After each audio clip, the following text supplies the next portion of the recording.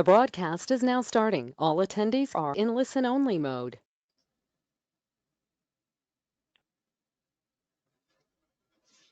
Hello, everyone, and thank you for joining us for today's webinar. My name is Michelle Allison, and I'm the publisher of Top Crop Manager magazine. It's Harvest Week here at Top Crop, as Harvest Hub did go live on Monday at topcropmanager.com, and every day we're sending out insights for a successful harvest, including articles, bonus podcast episodes, product showcases, and part of this week also includes discussing data management. So I'm excited to share that I'm joined today by Andria Karstens, Field Product Specialist with Climate FieldView. Today, during our session, Andrea will be providing a live demo of the Climate FieldView program and reviewing how you can keep your data in one place and how to use that data to help make the best decisions for next year. Thank you to our sponsor, Climate FieldView. You can uncover valuable insights year-round with tools that help you analyze crop performance at the field level. Sign up for a free trial account today at climatefieldview.ca. This webinar is being recorded and will be made available to all attendees and registrants approximately 24 hours after our live broadcast. This session is scheduled to run for approximately 30 minutes, and following Andrea's presentation, we'll open the floor for questions. If you have any questions throughout the presentation, please type them into the questions tab found on the GoToWebinar panel on your computer screen. Without further ado, I will let Andrea take it away from here. Great, thanks, Michelle. Hi, everyone. Thanks for joining us this afternoon. Really excited to be here to share a little bit with you about FieldView and how we can get all our data in one place and use that to help us make better decisions. So like Michelle mentioned, my name is Andria Karstens. I am the Field Product Specialist for Western Canada. I currently am based in Saskatoon, and I'm from a grain farm about an hour and a half west of here in a town called Wilkie. So I actually did, prior to getting this role, did spend a year in Ontario with the FieldView team out there, which was a great experience, a great opportunity to understand how different the agriculture can be from east to west, and as well the similarities, how great the people are both, and how we're all sort of driving towards the same mission of providing food for the world in a sustainable manner and increasing our ROI at the end of the day, all taking care of our land and the environment. So that was great. It also gave me some good perspective and helped me to understand a little bit about what both East and West are going through. Of course, it gave me a little bit more exposure to the US when I was in Ontario. We're a lot more similar over there. So excited to be here. As a field product specialist, I spend a lot of time with our internal Bayer colleagues, as FieldView is Bayer's digital ag platform, and we work through a lot of trials there. So putting all of our internal trials that we then share with our customers on FieldView to gain the most insights out of our products and how we can help make a recommendation that fits your farm, depending on what that looks like. And I also get to have a lot of fun. I get to spend time working on projects, new concepts and things that aren't commercially launched yet. So in a future podcast with Michelle, I'll be talking a bit more about those sorts of scripting tools and whatnot that I'm excited to share with you guys. So Michelle had put together a poll for us, and I just want to get a feel for the crowd. So if you guys have been using FieldView for a couple seasons now, or maybe this is your first harvest, but you used it for the spring and summer with planting and application, or if you've never used FieldView before and you're just interested in learning how it might be a fit for your farm.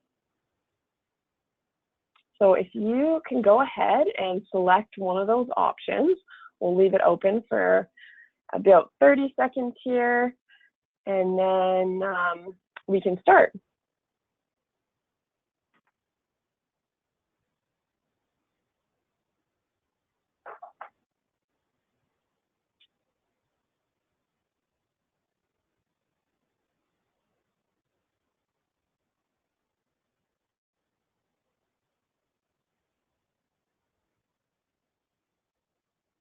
Got about 5 more seconds if you'd like to vote.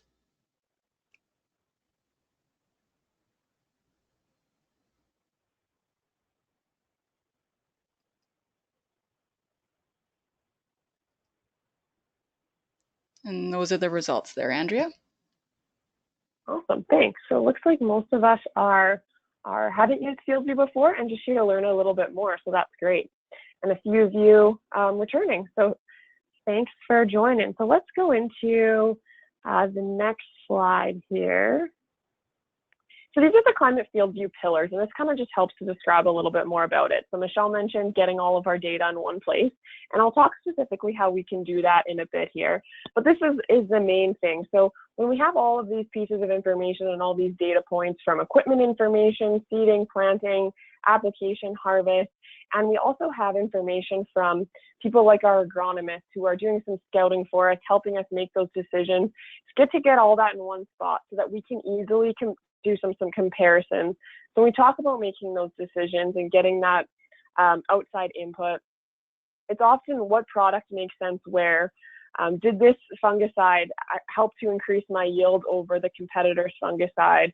Does putting that extra fertilizer make a difference? And FieldView makes it really easy, and I'll show you guys how when we get into some of the region report and analysis tools at the end, how we can look at that information. And then of course, optimize our inputs, because that's what we want to do at the end of the day.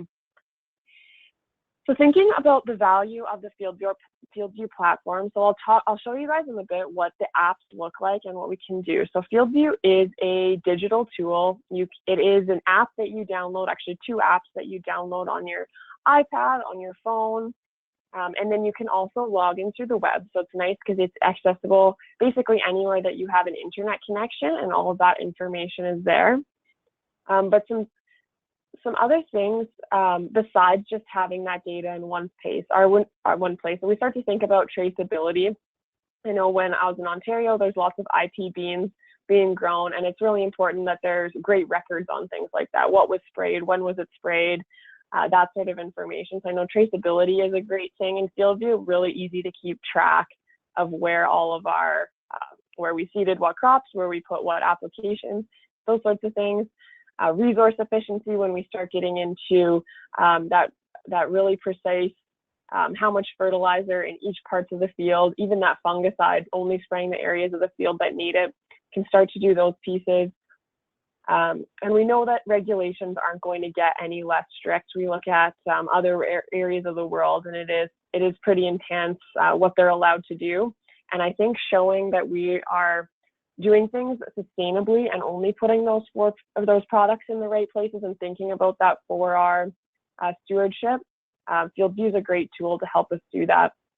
And then one other thing is we do have a great data science team that you might not be familiar with that helps us develop tools for our growers. So whether it's Seed Advisor and helping us make recommendations on what hybrid to plant on what type of land, or our fungicide programs where we're recommending where to spray based on the biomass in your field.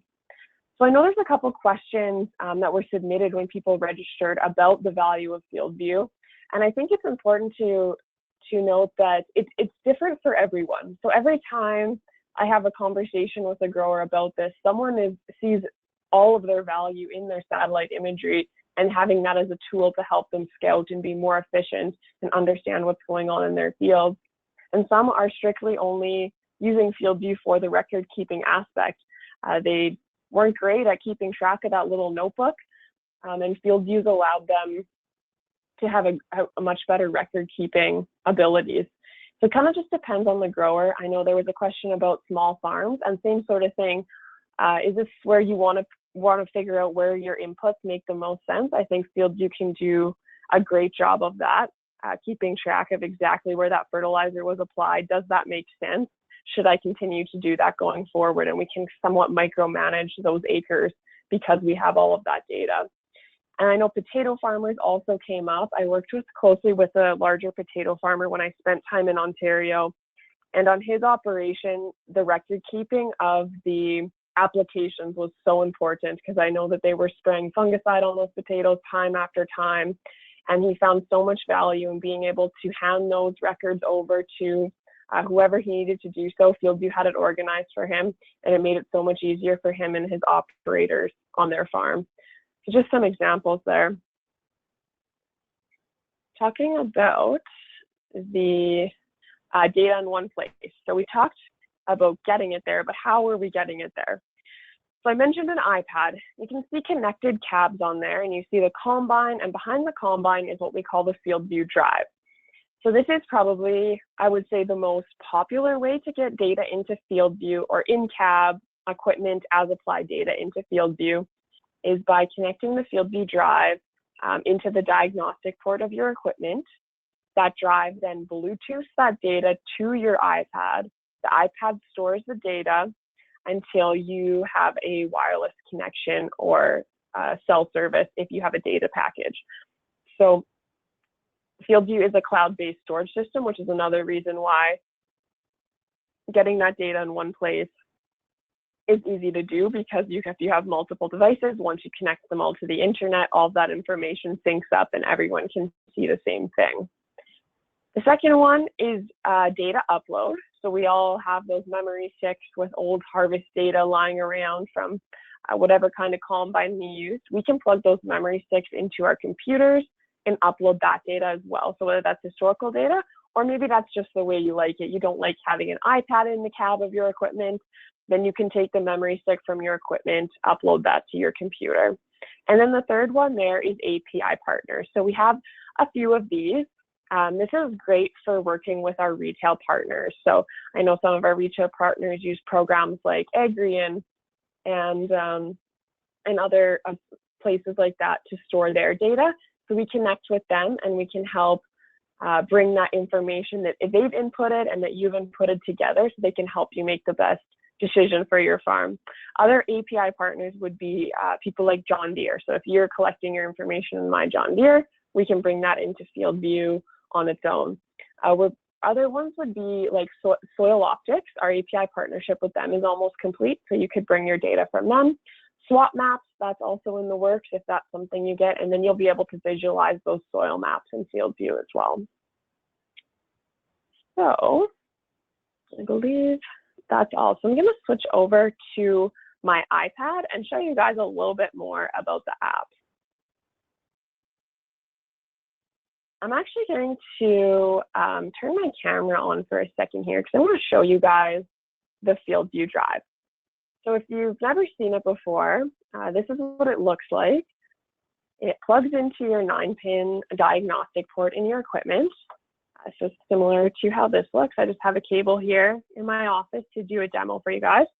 And in some instances, we need extra cables to plug into the back of our equipment monitors or GPSs, depending on the equipment that we have.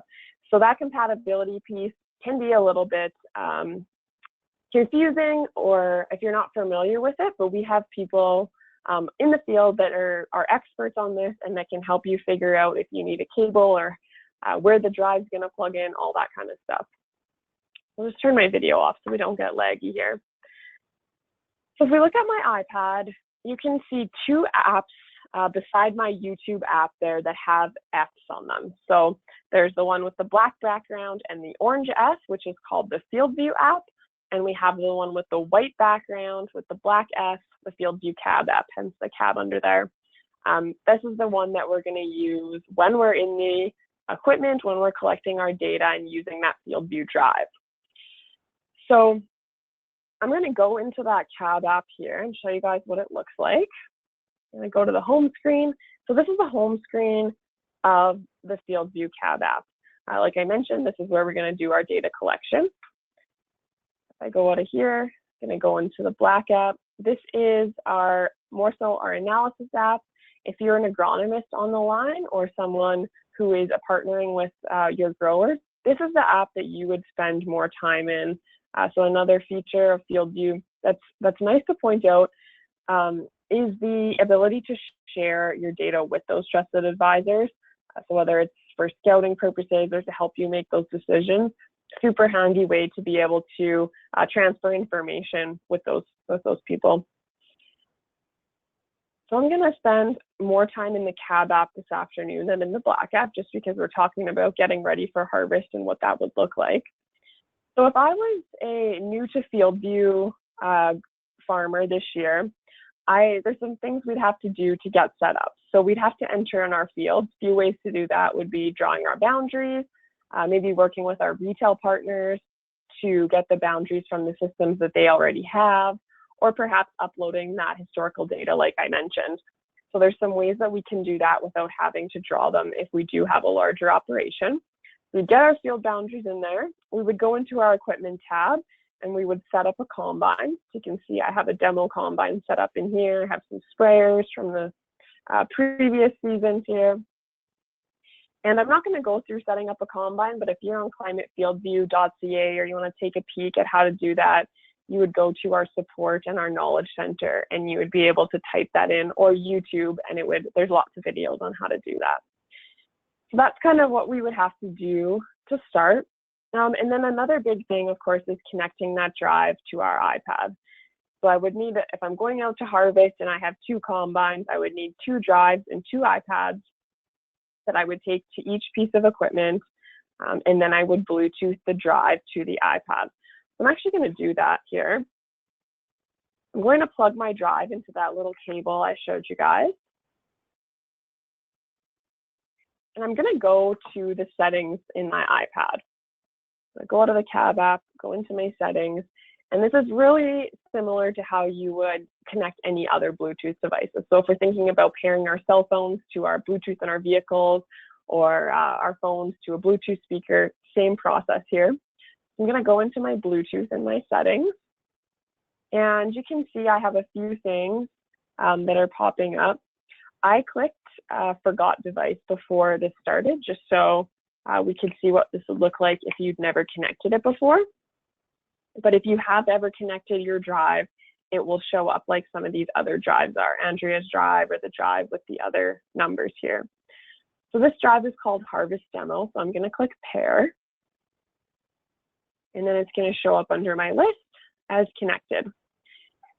If you have been using FieldView for a few seasons, I know there was a couple of you guys on the call here, I do actually recommend before you start harvest to go hit that little I beside the not connected drive and forget that device and start the season by repairing it. Just resets it, that Bluetooth connection, and can kind of help with those connectivity issues if that's something that does arise. So I just recommend to do that before you start the season here this fall. So you can see that my harvest demo is now connected. And I'm going to go back into my FieldView cab app. And I'm going to go into the settings of my cab app, go into devices, and you can see that it automatically grabbed my harvest demo. Sometimes I need to click tap to connect, which would be right where that edit button is. So that's great. I'm connected. I'm going to go to my home screen. I'm going to click on my map. And here it wants me to select a field. So once this loads in here, you'll be able to see the background of a Apple Maps image. So for the purposes of today, I'm going to scroll all the way to the bottom of my field list and select Add New Field. Just going to call it Demo. Demo. If you had your field already in the list, you would just select that. So then I get the active field button. This is the same prompt you would get if you're driving to the edge of the field. So because we're going to be connected into your equipment's GPS, when you get to the edge of, let's say, the home quarter, FieldView is going to prompt you and ask, do you want to make this field active? You can hit yes. Since I'm in Saskatchewan, we're going to harvest some canola today. Hit done. And then it will bring us to the field. So just load up here. Because this is a demo, it makes me switch fields before it actually goes. Here we go, our combine should show up. And there we have it. So if we look at some of the panes on the left side of the screen. So currently we see yield, moisture, field acres, pounds, load yield, etc. Underneath that, you see a little button that says edit. And this is handy because I can customize this list to say basically whatever I want out of these options, which is really nice depending on what you want to look at. So maybe I'm interested in having the drop pin button, just in case I see anything in the field, I can drop that over here. You can also see along the bottom our head height, so that's something you'd have to set up when you get into your combine. FieldView will prompt you to lift your header height, or lift your header up. Oh, sorry about that. Ask you to lift your header up and then lower it back to the height where you would normally harvest, and it walks you through a few steps to set up that harvest height, which is nice. And then that triggers so that if you lift your header height past that, it won't record yield data, which is great. Sorry. Joys of live demo.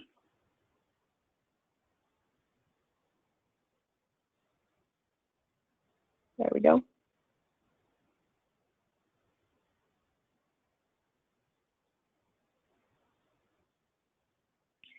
So you can also see a few things at the bottom. Because this doesn't seem to want to connect very well, I'm just going to show you guys a pre-recorded video here.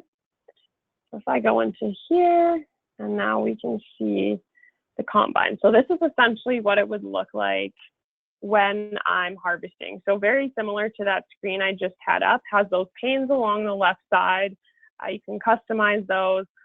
Their harvest header height right now is at 34%. They're flipping between moisture and yield, which is great. It shows our crop, which load we're on. And now they go and split the screen. So this is really handy for the trial aspect. So in this case, it was a split planter. And they're pulling up a summary to show what each corn hybrid is yielding. So they have a comparison in there. So for as much as they've combined, that was the summary. So this is really nice to be able to visualize those trials on the go. And you can see when these in the headlands, or the farmers in the headlands, the little boxes at the bottom turn red to indicate that they're not collecting yield data. Loads you might do depending on what you want to keep track of. I know some growers use this for their grain carters, just to keep track, or the buggy drivers if we're in Eastern Canada, keep track of how many pounds are in each load, and so on. I know sometimes they even have an extra iPad in with the grain cart driver so they can see the load pounds for each individual combine as they're running throughout the field. So that's what it would look like when you're actually in the combine harvesting that data. So if I go into my map screen here, I want to show you guys a few examples. So I'm going to select a field here called Demo Procero. And I'm going to go back to 2019. And my yield map comes up first, but I want to show you guys a few different things. So I'm going to split my screen. And I'm going to change the left side here to planting. So we have all of these layers. So they planted Brandon wheat. We also kept track of the fertility layers. So during seeding, we can keep track of seed and 2 other granular fertilizers. And then with planting, we can keep track of planting and then a liquid fertilizer layer at the same time. If I click on 115200, you can click on the application rate, and you can see at the bottom there, they left a little tiny, check strip there with a different fertilizer rate. Likely ran out of fertilizer, but that's a nice thing that if we do run out of fertilizer or make a mistake, that could be a great trial, and FieldView it makes it really easy to keep track of that. So they know exactly where that started. They can go in there after, create a region report, and understand if that was good or bad. So I know there's talking to people, there's been lots of accidental trials that have happened and created some insight and some learning that can be carried on to the year after. So aside from the planting layer in this field, we also have the in-season layer. So aside from field health, this grower was doing a fungicide trial. So in product right here, I have 2 products, Carumba and Procero. So if I click on the product 1 here, I can see exactly where that product was sprayed. So if I tap on this legend, I can get these out of here just to give us some more screen space. And then what I can do in here with one of our region report tools, so beside the house, you see a button with 3 lines and an arrow coming out of it. I'm going to tap on there, going to click Create Field Region, and tap on Select Passes. So this now, if I zoom in, allows me to select specifically the passes that were sprayed with this product. And I can make them as short or as long as I'd like. And same at the top, maybe I just want to avoid those headlands. Click Done. And it's going to create me a region report with just the information for those passes. So I can really zero in on how that product versus the competitor worked out. So it's going to generate a region report here. So it sees that I've circled 12.8 acres with a moisture of 17.2 and it yielded 87.6 bushels. So then if I would like, I can click Save. I can change this title to Product 1. And I'm going to make it blue. Click Save, and I always know where that is.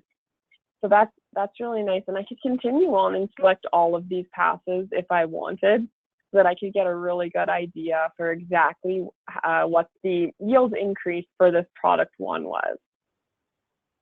I can do the same thing with the carumba. With the product 2 here, I can go over here, create a region report, select a pass. Maybe I don't want that one. Maybe I want this one. Same thing. Change the length of them here and hit Done. And then I'll get a region report for these ones as well. So really neat, really great way to be able to analyze those trials that we had all year. And maybe you didn't even plant or spray with FieldView this year, but you know where those trials in your field are. Maybe you have flags. You can go in there with the region reports or drop some pins within the app to understand where they are. And then once you have that yield data in this, so I'm just going to get out of here because it's taking a few minutes to do that. So you can also see in here that it shows the combine passes. So if I wanted to be really specific, I could also even select certain combine passes if I wanted, and that sort of thing. So just makes it easy to keep track of those trials and give us a really great idea of what's going on our farms. So I'm going to click home here. I'm going to go out of the Cab app and just briefly touch on a few things in the Black app. So there are some other panes in here: rainfall, field health imagery. Those are some things, if you want more information, definitely check out the website at climatefieldview.ca, and there's more information there. So I want to show you guys the yield analysis tool here. So I'm going to click View More in Yield Analysis. I'm going to go back to 2016 corn for today to take a peek. And you can see here I have 3 cornfields from 2016. Can see what each of them yielded. You can see the average yield, how many harvested acres in each of those fields. And if I want some more specifics, I can change the toggle at the top underneath yield analysis to hybrids. So when I do that, now I can see how the different hybrids performed on my farm, which is really neat.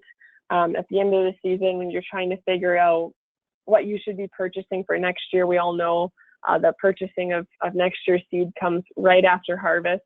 This gives you a great summary and a great idea of how products did perform on your farm, and will maybe help you make those decisions for next year. So if I click on DKC 5078, you can see that that was the field that it was planted in. Then I can see that. So that's a little bit of the yield analysis piece, and then I just will go into fields here, just if there is someone who prefers to work in the Black app. Those region reports can be created in either app. I'm going to go into Demo Test Plot, go back to 2016 corn. and show you guys this field that this grower did a multi-hybrid trial essentially across his whole field. So you can see the 4 hybrids there. And if we looked at the total yield of all of these hybrids, there is a pretty good chance. If I click on view more there, I can see exactly what those hybrids yielded. And hybrid C there is 181. I go back to the planting map. Hybrid C is that green hybrid, but there is a pretty good chance that hybrid A in those headlands there likely had an unfair disadvantage when we look at this field as a whole. But if I take if you see the pin button here in the bottom and I go to the last two beside it, click freeform and just do a little bit inside of the headlands, this could potentially give us a little bit more accurate information to avoid those headlands in our field to get the best information possible. As you can see in this case, hybrid A actually did outperform hybrid C when we're not including those headlands. So just some things to think about and to help us with those decisions. If you scroll down in this report here, you can see we get broken out by population. So if you're playing around with different seeding rates, this might be something of interest to you, elevation, and then even planter dates, as we know that can really affect our yield at the end of the day. So those are kind of just some quick things, a little bit what it would be like to set up for harvest, how we would get started, and then what we can do once we have that harvest information in FieldView and some of those other layers.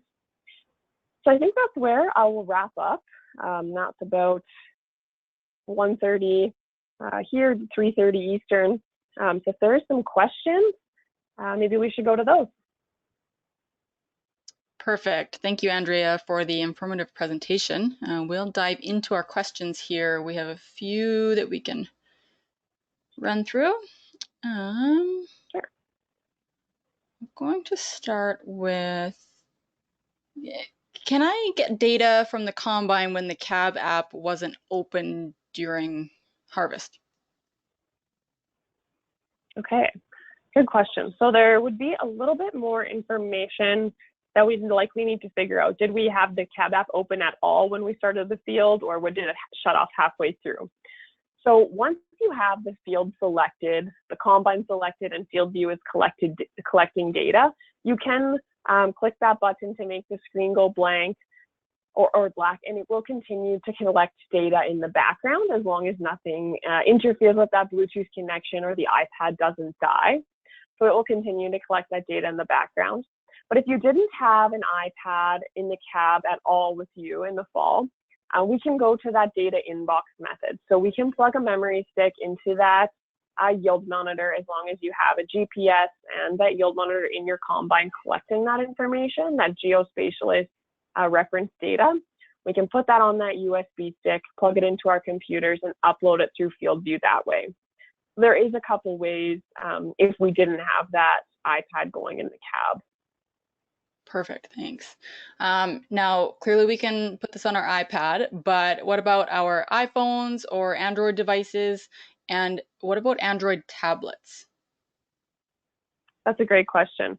So right now, the FieldView Drive only connects to an iPad. So that live data collection only happens on an iPad. That being said, we can download the FieldView app, the one with the black background, as well as the CAB app on an iPhone. Reasons that you might want to have that on your iPhone is just to access that information, but also scouting. Maybe I'm looking at some satellite imagery in the field, and it's just easier to have my phone in my pocket versus the iPad. And the other reason that we can download the CAB app onto our iPhone is for remote view. So I didn't touch on remote view, but it is a neat feature of FieldView. Let's say on my farm, I'm the one running the combine. My brother is curious to see how much of the field I've done, or maybe just straight up checking up on me because he doesn't know what I'm doing out there. He can log in and click on, actually I'll go into the equipment here. You see that little guy with the magnifying glass beside the house. I can click on there, and that's the remote view feature. So my brother could do that on his iPhone, type in our family farms username, and he would be able to see the exact same screen that I can see. So when we showed that combine demo at the start, going up and down the field, he would be able to view that. So that's a perk of having that cab app on your iPhone. And then with an Android phone, we can also get the Black app to do scouting, keep track of things, and just have all that information. Okay, perfect. Good to know. We had a couple live questions come in here. Can you share who has access to the data? Yeah, for sure. And that's another great question. So the farmer who signs up, they have the access to the information. They hold the keys to that. And then whoever, of course, you give your login and password to, all your farm employees would be able to access that. When we are talking about, or I mentioned about our agronomists and our retail partners, that would be only if you allowed them to have access. So I like to compare it to a Facebook friend request. If I am your agronomist and I'm requesting to be your friend on Facebook, or requesting to view maybe your field health imagery for scouting purposes, you have to accept that or allow me to have that. And if I maybe move away or go to work somewhere else, you can take away that access, just like you can delete a friend off of Facebook. So that's 100% grower data owned by the grower. And that there are certain circumstances where maybe we're doing some trials with you through FieldView, and in that case, we would be asking for that data as well to help build out or do some research with you. Okay. But it always is grower owned and has to be grower consented for it to go anywhere. Great. Okay, good. So as an agronomist, or even a retail outlet maybe, can I purchase this to use with multiple clients? And what would the cost range look like for something like that? Yeah, for sure. Another great question. So depending on how it's set up, there is always the potential to become a FieldView dealer, which then you would be able to have multiple growers, and you would be able to purchase for them and help them out that way. But as an agronomist, you can just download this Black app, this FieldView app on any of your devices. And up here in the corner where you can see my name, Andria Karstens, if I click on that, you can see a number of people who have shared with me. A lot of them are my coworkers, friends and family. And because if I'm the grower and I have a FieldView subscription, when I share with my agronomist, they have the full features because I, as a grower, am already paying for that subscription. So as an agronomist, you don't even necessarily need a subscription of FieldView if your growers already have one. And they share with you, you are able to see what they are able to see. And because they've already paid for that, you don't have to. So there's a couple different ways that you can go about it depending on how you have your business set up. Okay, perfect. Jim is asking, did I catch that you could track planter speed? Yes, you can. Great call out. I'll flip over to the cab app here. If I go into map and I go into one of my planting layers, that is an option here. So we can see here, most of it's blue. If I want a better legend, I can always hit to adjust this in any way that I wanted to make it easier or better to read. But yes, planter speed, sprayer speed, and harvest speed are all calculated in there, or just kept track of in the background. Perfect, thanks. Okay, I've got a few more here. Okay, are there any benefits to small plot trials compared to DSTs? And also, what is the difference in the yield data collected with FieldView compared to what is generated from the cab monitors? So I'll answer the second part first. The yield data in your cab monitor is going to be the same in FieldView. So it's just pulling the information from that monitor in your cab into FieldView. And I would say the main reason that you would want that to happen is that you might not have the ability to put your planting or your spraying data in that monitor in your combine, say. So FieldView allows you to grab, let's say, that seed hawk seeding layer with the Rogator sprayer layer and then the John Deere combine harvest layer and put it into one place for those easy comparisons.